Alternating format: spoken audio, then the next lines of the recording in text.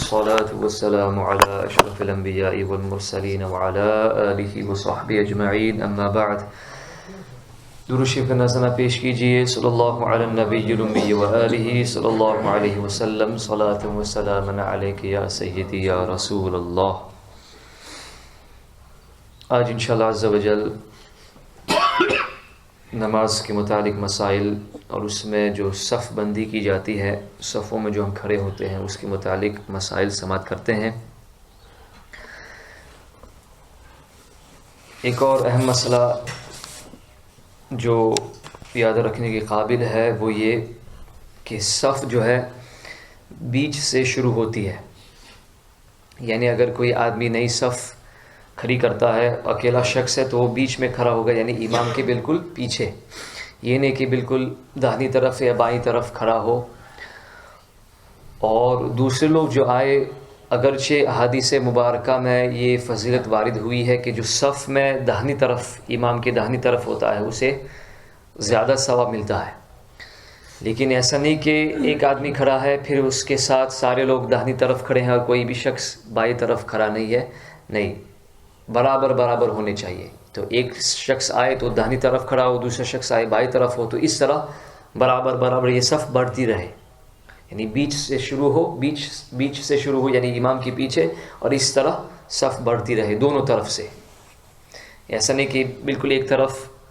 سارے لوگ کھڑے ہیں، کوئی شخص اس طرف نہیں ہے، دونوں طرف سے برابر ہونا چاہیے، اس میں بھی زیادہ فضیلت ہے۔ بسم اللہ الرحمن الرحیم۔ مسئلہ: محلے کی مسجد میں اہل محلہ نے اذان اور اقامت کے ساتھ بروجہ سنت صحیح العقیدہ متقی مسائل داں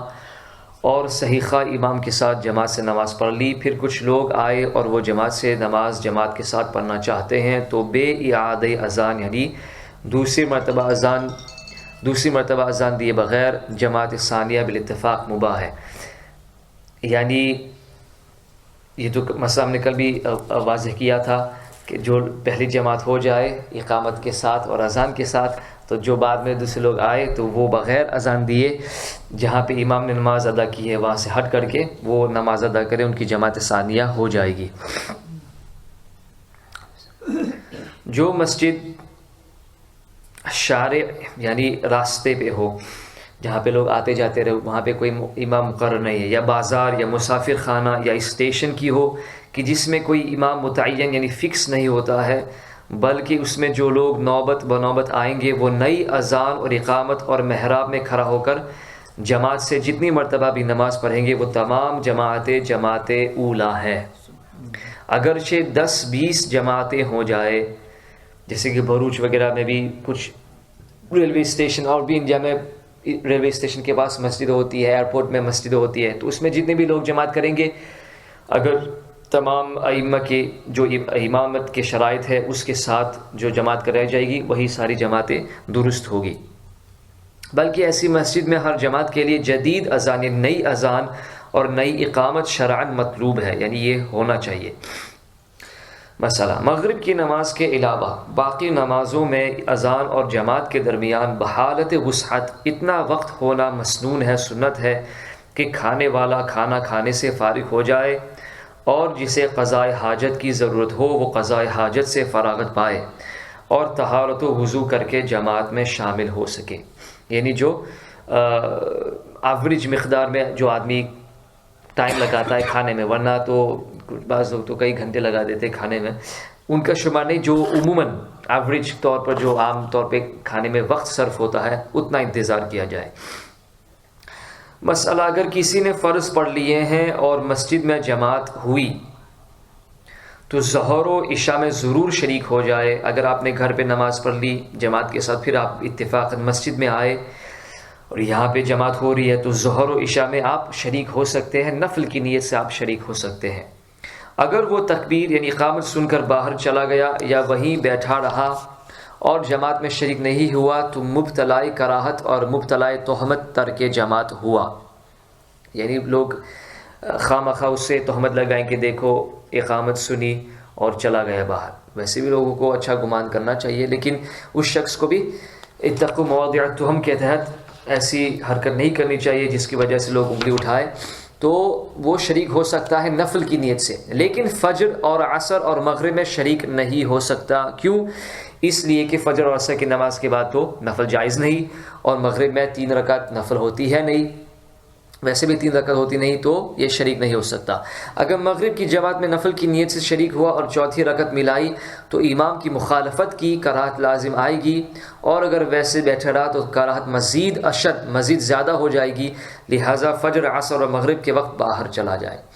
مسئلہ: اگر کسی نے تنہا فرض شروع کر دیے اور اس کے فرض شروع کرنے کے بعد جماعت قائم ہوئی اور اس تنہا پڑھنے والے نے پہلی رکعت کا سجدہ نہیں کیا ہو تو اسے شریعت مطہرہ حکم فرماتی ہے کہ نیت توڑ دے، یعنی ایک طرف سلام پھیر دے اور جماعت میں شامل ہو جائے۔ بلکہ یہاں تک حکم ہے کہ مغرب اور فجر میں تو جب تک دوسری رکعت کا سجدہ نہیں کیا ہو تو نیت توڑ کر جماعت میں مل جائے، اور باقی 3 نمازوں یعنی ظہر و عصر و عشاء میں 2 رکعت بھی پڑھ چکا ہو تو انہیں نفل ٹھہرا کر جب تک تیسری کا سجدہ نہیں کیا ہو اس کو یعنی ختم کر کے ایک طرف سلام پھیر کے شریک جماعت ہو جائے۔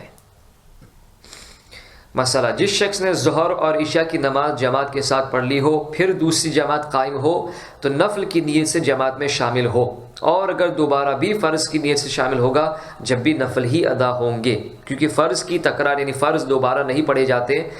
اسی وقتی نماز کے، اور حدیث شریف میں ہے لا یصلی بعد صلاۃ مثلھا یعنی نماز فرض کے بعد اس کے مثل نہ پڑھا جائے۔ مسئلہ: نماز پنجگانہ اور نماز جمعہ کے لیے اذان سنت موقدہ، شعائر اسلام اور قریب الوجوب یعنی قریب واجب ہے، اور یوں ہی اقامت یعنی تکبیر بھی۔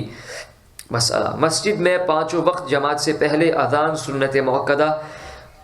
قریب واجب ہے، اور اس کا ترک کرنا چھوڑنا بہت ہی برا ہے، یہاں تک کہ حضرت امام محمد بن حسن شیبانی رضی اللہ تعالیٰ عنہ نے فرمایا کہ اگر کسی شہر کے لوگ اذان دینا چھوڑ دیں تو میں ان پر جہاد کروں گا، میں ان سے لڑوں گا۔ حضرت عبداللہ بن مسعود رضی اللہ تعالیٰ عنہ نے فرمایا کہ محلے کی اذان ہمیں کفایت کرتی ہے، مسافر کو ترک اذان کی اجازت ہے، لیکن اگر اقامت بھی ترک کرے گا تو مکروہ ہے، یعنی مسافر کو اگرچہ اذان نہ دے تو کوئی حرج نہیں، لیکن اقامت بہرحال دینی چاہیے۔ اقامت تکبیر کھڑے ہو کر سننا مکروہ ہے، یہاں تک کہ علماء نے فرمایا کہ اگر تکبیر ہو رہی ہو اور کوئی شخص مسجد میں آیا تو وہ جہاں ہو وہاں بیٹھ جائے، اور جب مکبر حی علی الفلاح پر پہنچے اس وقت سب کے ساتھ کھڑا ہو جائے، یعنی جب ہم جماعت خانے میں آئے یا ویسے مسجد میں آئے اور اقامت ہو رہی ہو، ہم وضو کی حالت میں ہے تو ہم بیٹھ جائے، بیٹھ کر اقامت سننا یہ سنت، بیٹھ کر اقامت کو سننا یہ سنت ہے، اور حی علی الفلاح پر کھڑا ہونا چاہیے۔ بعض حضرات پہلے ہی سے ابھی تو مکبر حی علی الفلاح کامیابی کی طرف آؤ، نماز کی طرف آؤ، یہ پیغام بھی نہیں پہنچا رہا، اعلان بھی نہیں کر کے لوگ پہلے ہی سے کھڑے ہو گئے، تو یہ مکروہ ہے۔ بسم اللہ الرحمن الرحیم۔ ایک نیا باب شروع کیا جاتا ہے امامت کے مسائل۔ بسم اللہ الرحمن الرحیم۔ امامت کی 2 قسمیں ہیں، امامت کبریٰ اور امامت صغریٰ۔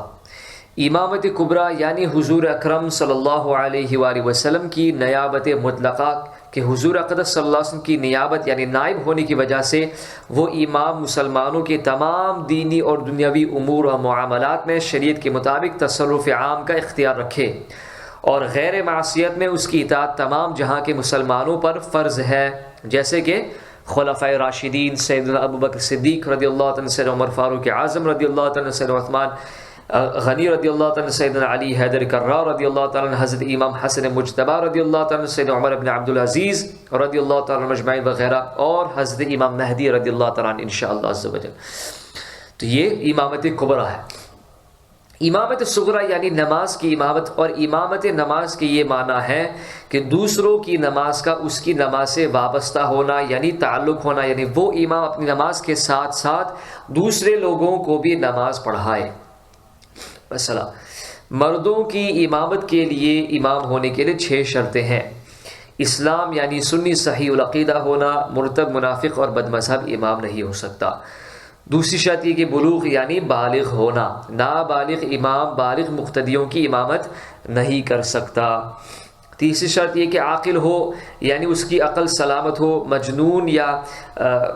پاگل جس کا ذہنی توازن نہیں ہے وہ امام بننے کی صلاحیت نہیں رکھتا۔ چوتھی شرط یہ کہ مرد ہونا، یعنی عورت مردوں کی امامت نہیں کر سکتی، بلکہ عورت عورتوں کی بھی امامت نہیں کر سکتی، یہ مکروہ ہے ان کی جماعت بھی خود۔ پانچویں شرط یہ کہ قرات کرنے پر قدرت رکھتا ہو، یعنی قرآن شریف کی تلاوت پر قدرت رکھتا ہو۔ چھٹی شرط یہ کہ معذور نہ ہو۔